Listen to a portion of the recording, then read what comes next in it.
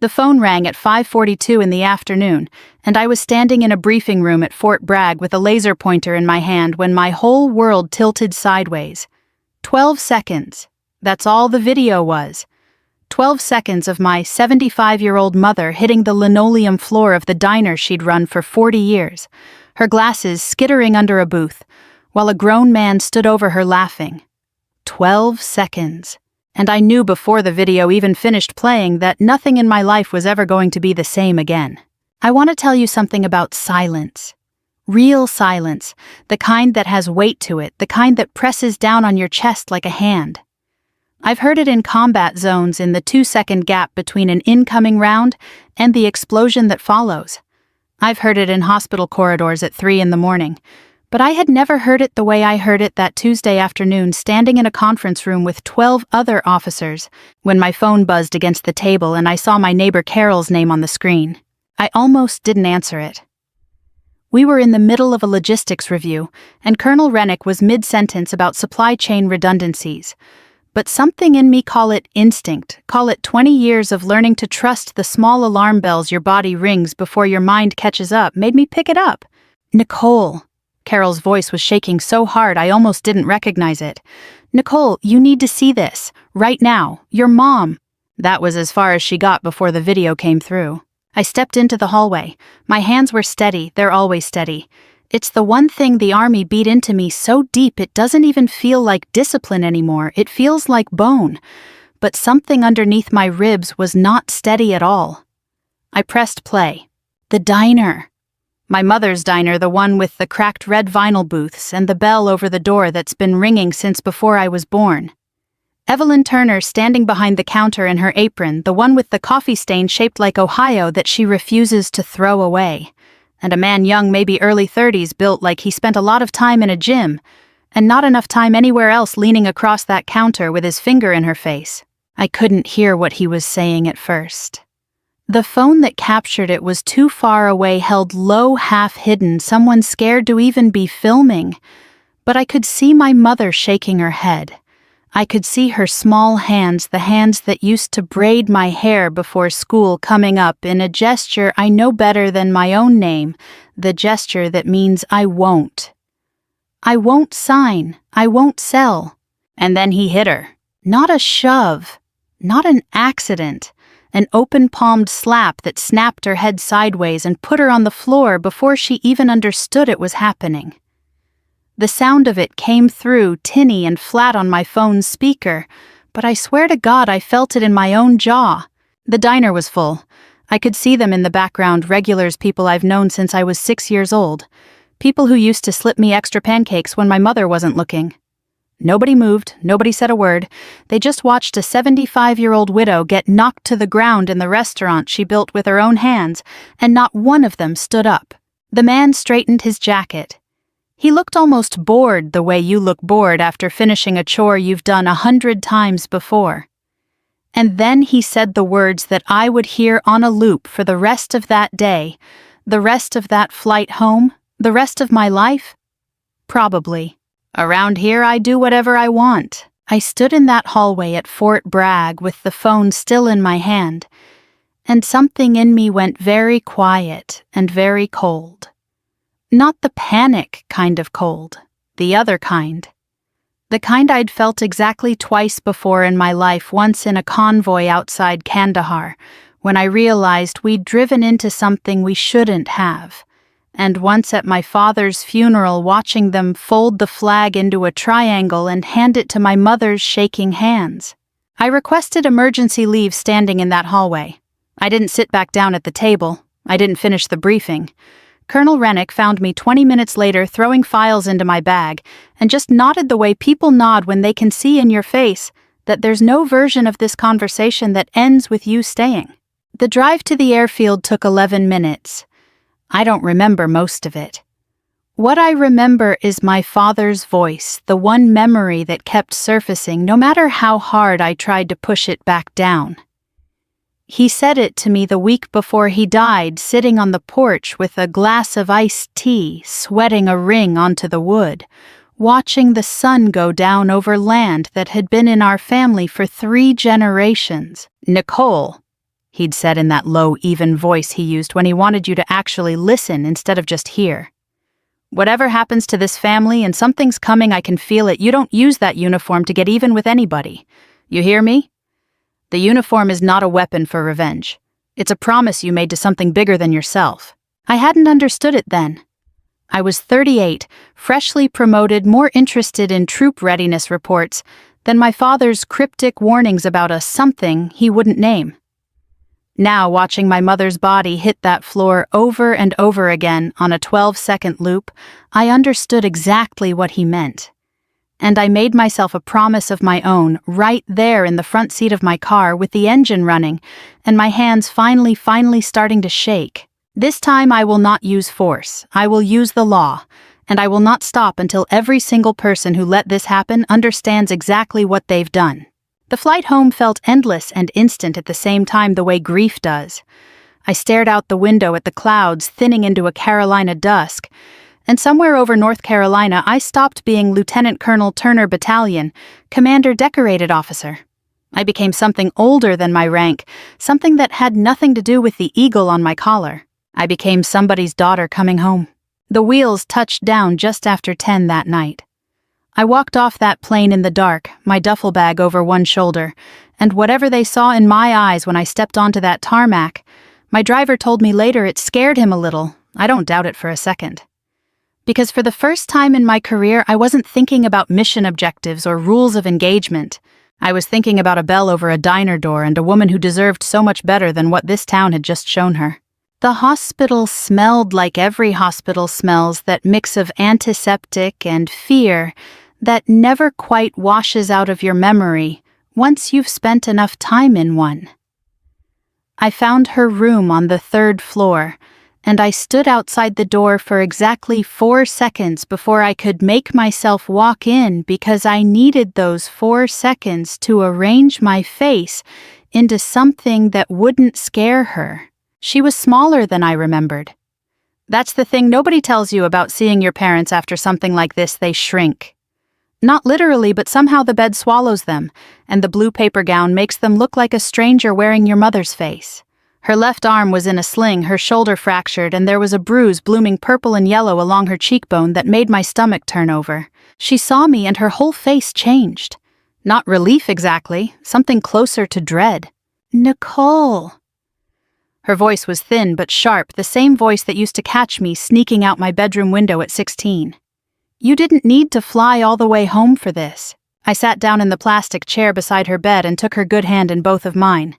"Mom, somebody hit you. Somebody put you on the floor of your own restaurant." "I'm fine." She squeezed my fingers, and even now, even broken, there was steel in that grip. 40 years of turning over hash browns and standing 12-hour shifts will do that to a woman. "It looks worse than it is." "It looks like assault," I said. "Because it is assault." Her eyes went somewhere else, then somewhere past me toward the window and the parking lot lights beyond it. "Please, honey, don't make this bigger than it needs to be. Please don't gather storm. Don't gather storm." That was an old phrase of hers, something her own mother used to say, meaning, don't go looking for trouble that isn't yours to find.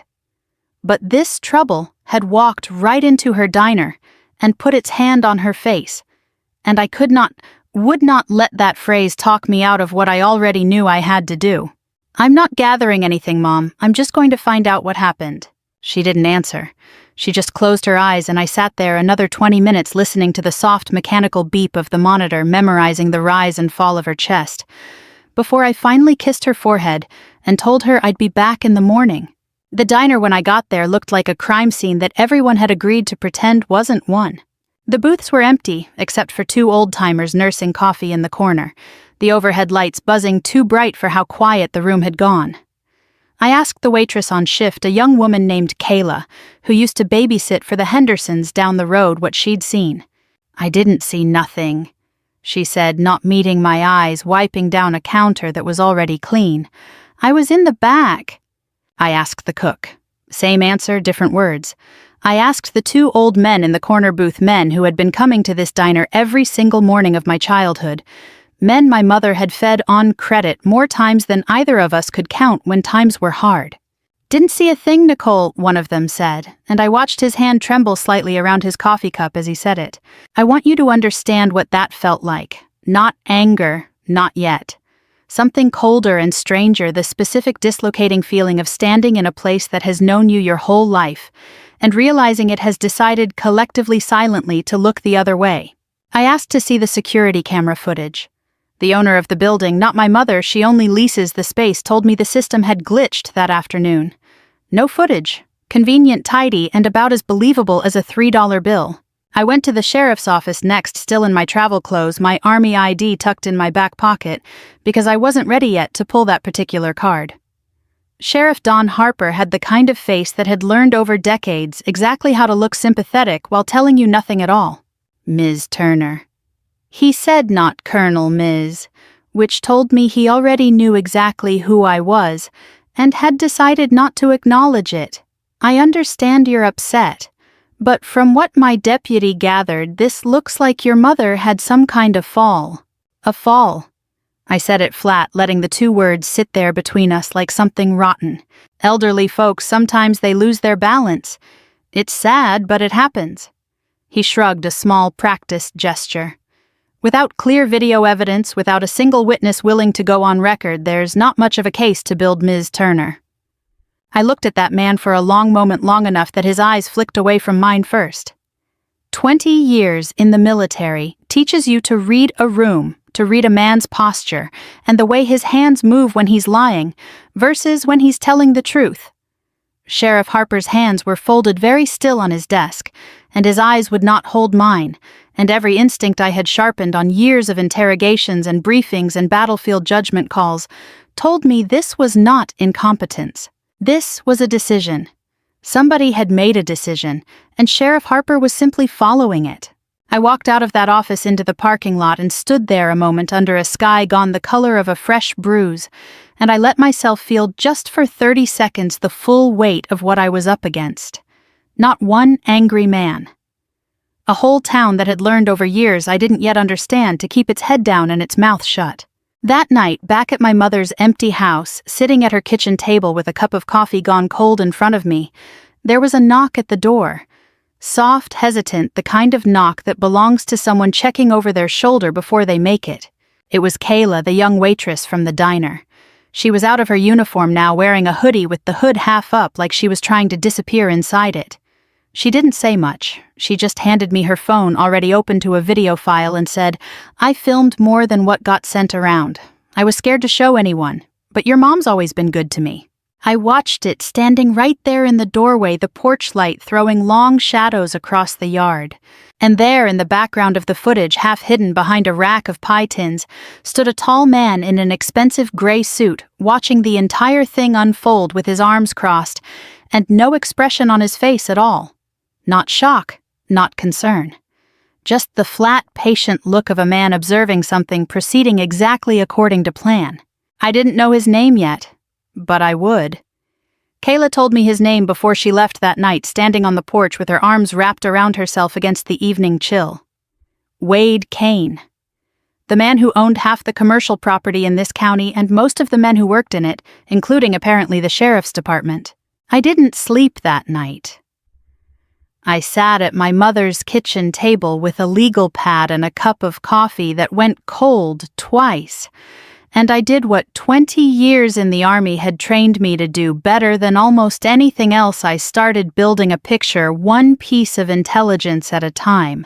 The next morning I drove out to the county records office, and I want to tell you there is a particular kind of exhaustion that comes from spending 6 hours combing through property deeds and permit filings under fluorescent lights, while a clerk named Marjorie kept glancing at me like she wasn't sure if she should be helping me or warning someone that I was there. But by the end of that day, I had something, a pattern. And once you see a pattern like this, you cannot unsee it. Over 30 households going back nearly 6 years had sold land to Kane Realty Group, under circumstances that all shared the same strange shape. A family would refuse an initial offer. Weeks later, something would happen. A barn fire here, a car accident there, a sudden and mysterious line on a property that had been paid off for a decade. And within months that family's name would appear on a new deed land transferred to Kane Realty at a fraction of its worth. Every single case I found had been handled by the sheriff's department, closed out fast, no follow-up, no loose threads. Every permit, every zoning variance Wade Kane had ever needed had been signed without delay by Mayor Linda Brooks. I sat in my rental car outside that records office as the sun went down my hands cold around the steering wheel, and I felt something shift inside my chest that I hadn't expected. Not just anger at what had happened to my mother. Something bigger and colder, the recognition that this town I grew up in, the one with the diner and the bell over the door, and the 4th of July parade down Main Street, had a rot running through its foundation that went back years. And my mother's slapped face was just the newest bruise on an old wound. And then I found my father's name. 6 years ago, buried in a filing about a parcel adjoining our property, a strip of land my father had owned outright since before I was born. Land Wade Kane had wanted badly enough to send 3 separate offers in the span of 4 months. My father had refused every single one. There was a note in the file handwritten from an assessor's visit owner, uncooperative, recommends escalation, and beside it in different ink a date. 3 weeks after that date, my father died in a car accident on Route 9, a stretch of road he had driven 10,000 times in his life on a clear night with no other vehicle involved. I remember exactly where I was sitting when I made that connection, because the coffee cup slipped out of my hand and shattered on the kitchen floor, and I didn't even flinch. I just sat there staring at that word, uncooperative feeling. The entire architecture of my understanding of my father's death crack down the middle. I had believed for 6 years that I lost my father to bad luck. A patch of black ice maybe, or a deer in the road, or simply the terrible randomness that takes good men before their time. That's the story my mother told me. That's the story I told myself every year on the anniversary, standing at his grave with a fistful of flowers. Now I sat in that kitchen and let myself consider for the first time that my father hadn't died of bad luck at all. 2 days later, a man showed up at my mother's door I didn't recognize. He was in his 70s wearing a cardigan, despite the heat carrying a leather satchel that looked older than I was.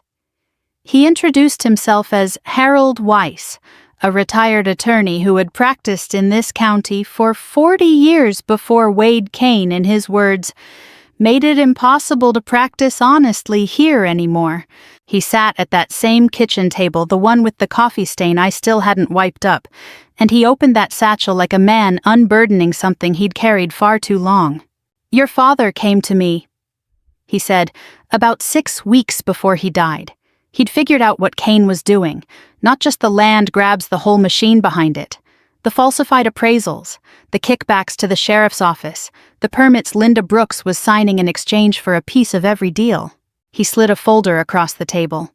Inside were photocopied land records side by side with contracts that didn't match signatures that had clearly been altered dates that didn't line up with the paper trail. And beneath all of it, a small black recorder, the kind you'd buy at a drugstore electronics counter, its casing scratched and worn. "Your father recorded a meeting," Weiss said quietly. "The last one he ever attended before he died. I've had this in a safe deposit box for 6 years, waiting for someone in your family, brave enough or angry enough to come looking. I didn't know if that would ever happen. But then I saw the video from the diner circulating online, and I saw your name attached to it, Lieutenant Colonel, and I thought maybe now." I sat there holding that recorder in both hands, feeling its weight, feeling the 6 years of silence pressing out of it like something finally exhaling. He knew I said not really a question. "He knew everything," Weiss said. "And I believe, though, I can never prove it in a way that would satisfy a jury on its own, that it's exactly why he's not here anymore. I want to be honest with you about what I felt in that moment, because it would be easy to tell you it was rage, pure and simple, the kind of thing that makes for a satisfying story. But it wasn't only rage. It was grief, fresh and sharp, as the day we buried him, mixed with something that felt almost like relief, The relief of finally understanding a shape I'd been staring at for 6 years without seeing clearly. My father hadn't died by accident. My father had died protecting something, and he had left behind without ever telling a soul the exact evidence I would need to finish what he started. I looked at that old recorder sitting on the table between us, and I made a decision that would change everything that came after. It was time to stop investigating quietly. I decided for the time being to keep my rank quiet. It wasn't strategy exactly. Not at first. It was more that I wanted to see this town the way my mother saw it every single day, without the shield of a uniform standing between me and the truth of how people actually behaved when they thought no one important was watching. So the next morning I walked into the diner in jeans and an old university sweatshirt. My hair pulled back, nothing on me that said, Lieutenant Colonel Nicole Turner, United States Army. I sat in the corner booth, the one closest to the register, and I watched. My mother was back at work already, against every piece of advice her doctor had given her, her arm still in its sling, moving behind that counter, with a stubbornness I recognized, because I inherited every bit of it. She was pouring coffee for a trucker at the counter when the bell over the door rang and Travis Kane walked in like he owned the place, which I was beginning to understand in every way that mattered in this town. He believed he did. He was younger than I expected up close, early 30s, built like a man who spent a lot of money on a gym membership and not nearly enough time reading a book. He grinned when he saw my mother, an easy, casual grin that made my skin crawl precisely because of how comfortable it was. "Well, look who's back at it," he said, sliding onto a stool at the counter like this was any other Tuesday. "Your daughter come home, Evelyn. I heard she flew all the way in from wherever it is she plays soldier." My mother's hand went very still around the coffee pot. "Travis, please, just order something and go. I heard she's been asking around," he said, not moving, watching her face carefully now. "Talking to folks at the records office, digging around in things that aren't her business." I felt every muscle in my body go taut, but I didn't move from that booth. Not yet.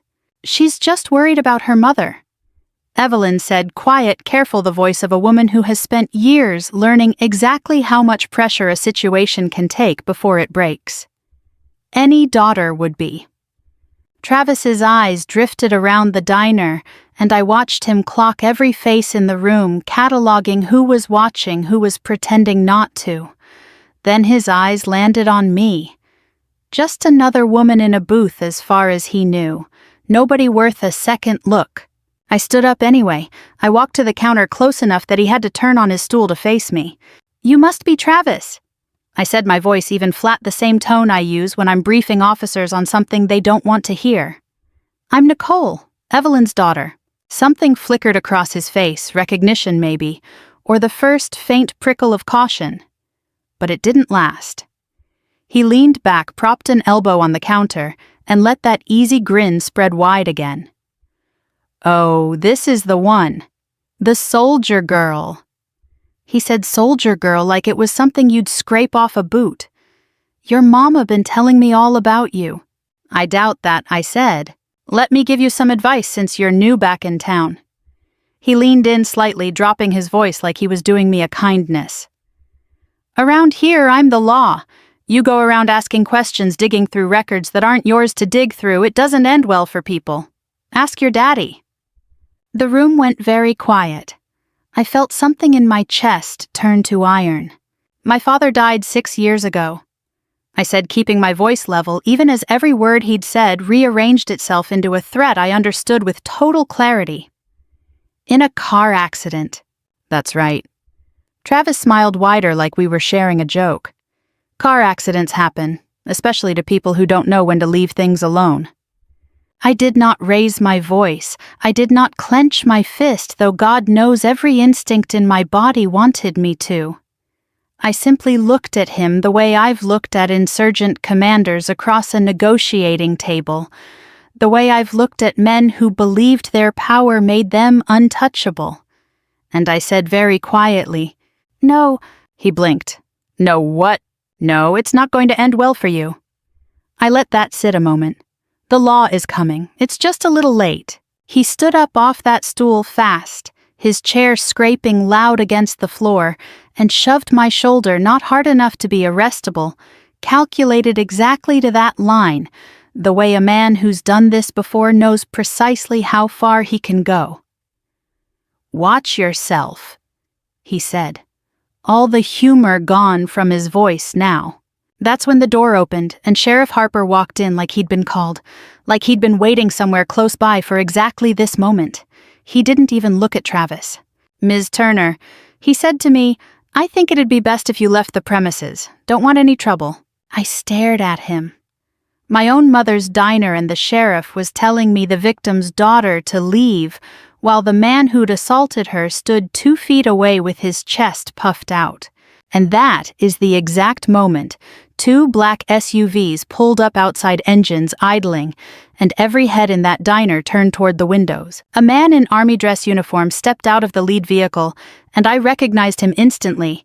Colonel James Whitfield, my direct superior, a man I had served under for 6 years, a man who did not make casual visits to small towns in the middle of nowhere. He walked in, removed his cap, and said with perfect military formality, in a voice that filled that entire diner, "Good afternoon, Colonel Turner." I watched every single face in that room rearrange itself in real time. The waitress who'd said she saw nothing, the 2 old-timers in the corner booth, Sheriff Harper, whose mouth actually fell open, and Travis Kane standing there in the middle of the diner floor, watching his easy grin die on his face for the very first time since I'd walked through that door. Because a soldier girl was one thing to dismiss. A lieutenant colonel in the United States Army was something else entirely. Colonel Whitfield didn't stay long. He'd come, he told me quietly outside the diner while the whole town watched through the windows, because word had reached the base that a family member of one of his officers was under threat, and because he'd known my father briefly decades ago back when Whitfield was a young captain stationed nearby. That detail landed on me like a physical weight. My father's shadow, it turned out, stretched further than I'd ever known. But I want to be very clear about something because it matters to how this story unfolds. I did not ask Colonel Whitfield to bring soldiers into this fight. I did not want tanks in the streets or a military solution to a civilian problem. My father's words were still sitting in my chest like a stone. Don't use the uniform as a weapon for revenge. This wasn't going to be revenge. It was going to be justice built the right way, brick by brick, with paper and law and patience. So instead I made calls. Not to anyone in uniform, but to people whose job it was to investigate exactly this kind of rot. I called an old friend from officer training who now worked with the Army's Criminal Investigation Division, not because this was a military matter, but because she knew people, and people who know people is how these things start moving. She connected me to a contact at the FBI's field office, 2 counties over a woman named Special Agent Renata Cole, who listened to me for 40 minutes, without interrupting once, and then said 6 words that I will remember for the rest of my life. "Send me everything you have." I did.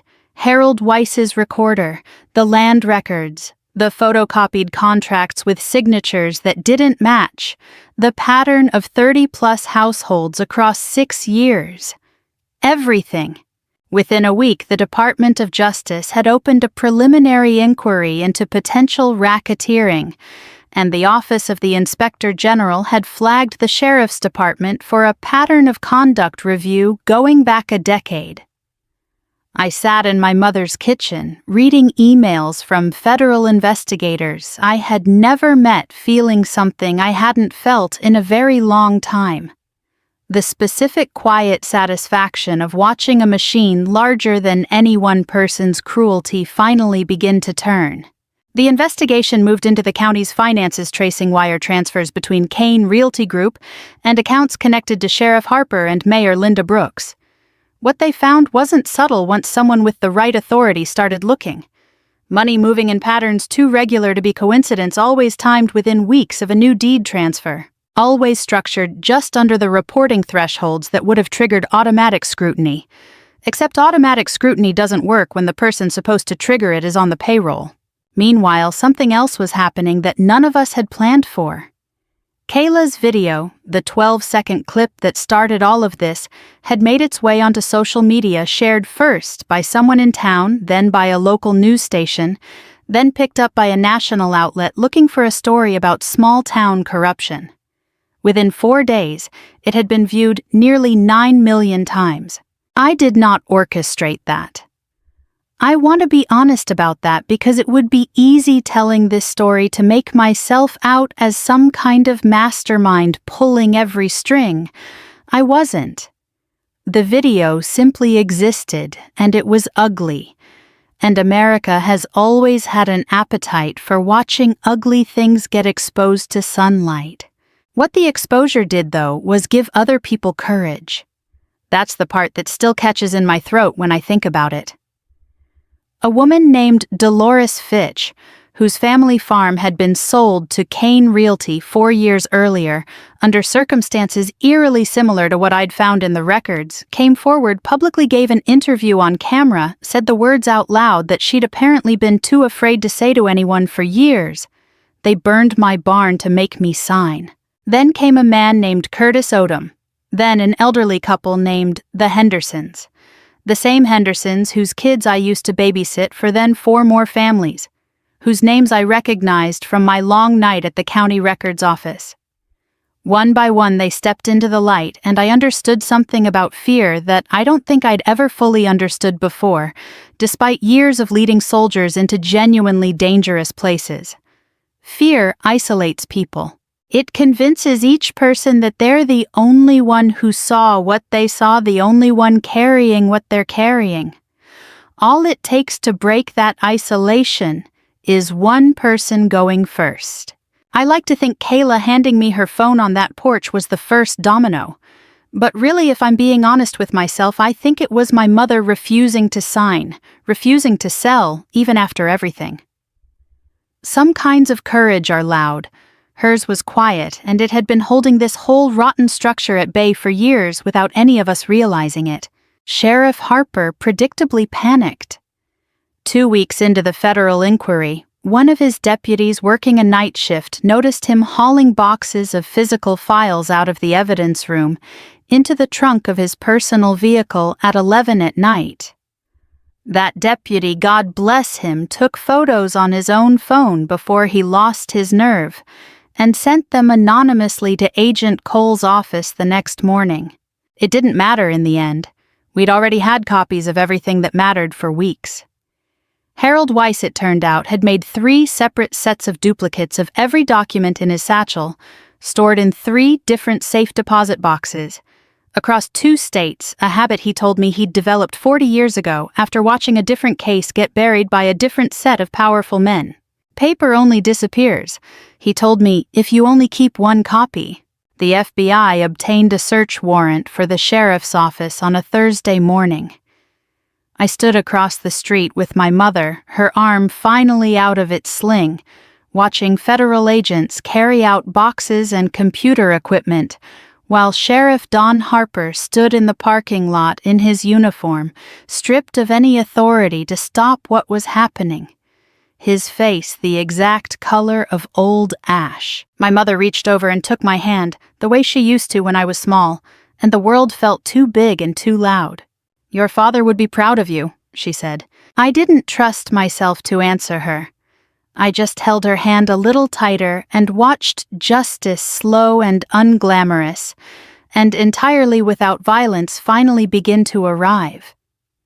The arrests happened on a Monday, which felt strange to me at the time because somehow I'd expected a moment this large to arrive on a more dramatic day. But justice, I was learning, doesn't care about theater. It arrives on whatever day the paperwork clears.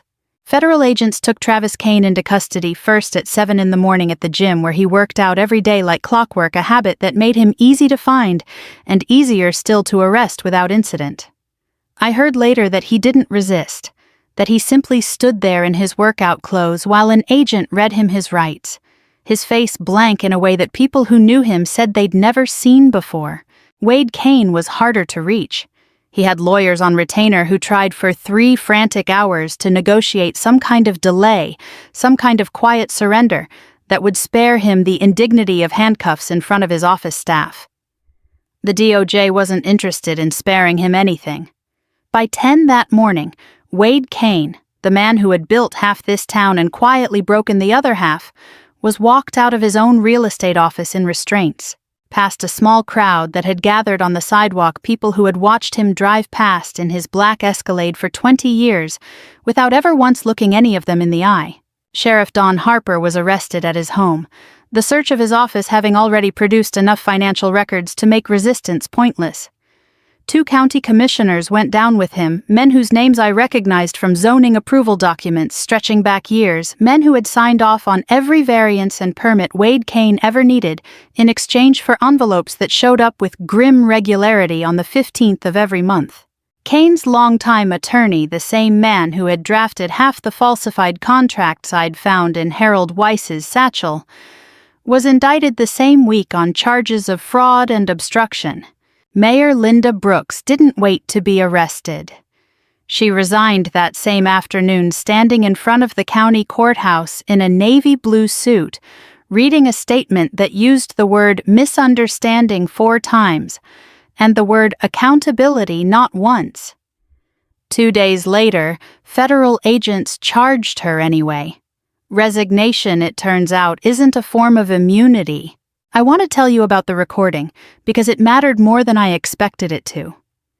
Harold Weiss's small black drugstore recorder, the one my father had used to capture the last meeting he ever attended, turned out to contain something none of us had anticipated.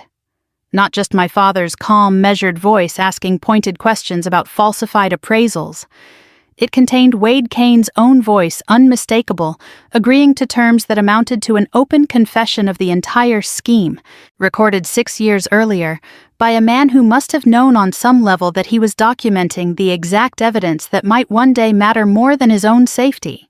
Federal prosecutors called it the single most important piece of evidence in the entire case. I call it my father's last act of love for a family he wouldn't live to see protected. I sat in a small federal building, 2 counties over the week. The charges were formally filed, listening to an agent read through the counts against Wade Kane and Sheriff Harper: racketeering, extortion, fraud, obstruction of justice. And in a paragraph that made my hands go cold as I read it, a reopened homicide investigation into the circumstances surrounding my father's death. Not yet a charge, an investigation.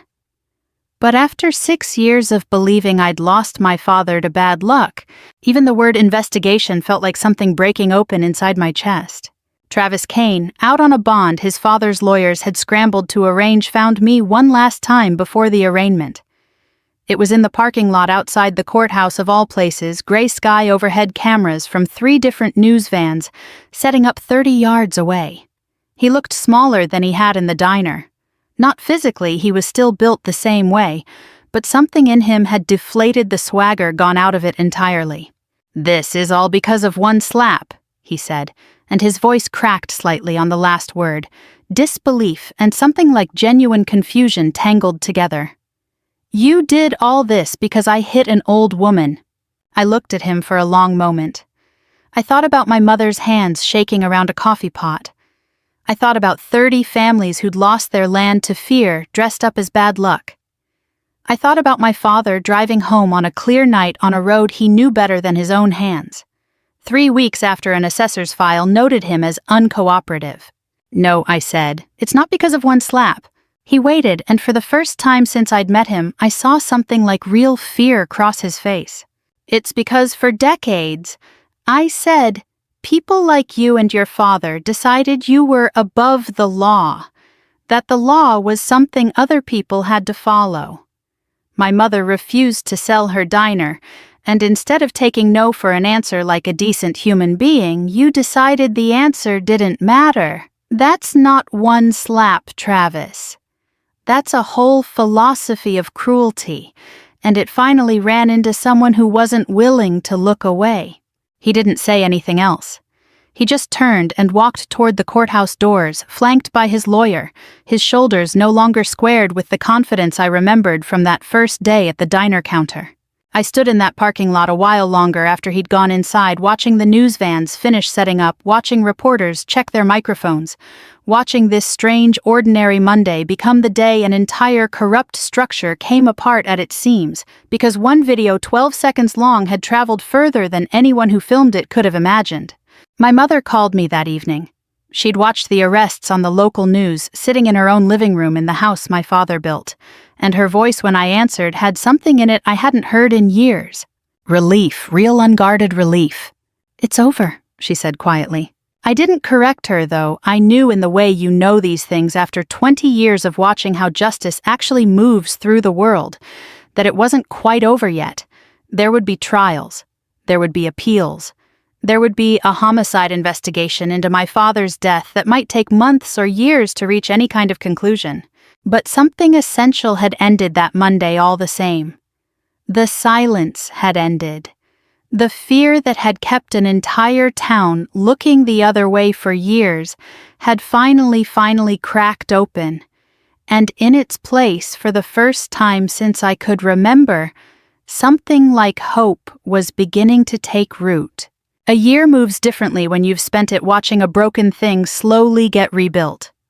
I want to tell you about the last day of that year, because it's the day I think about most now, more than any of the arrests, more than the headlines, more than the long months of testimony that followed.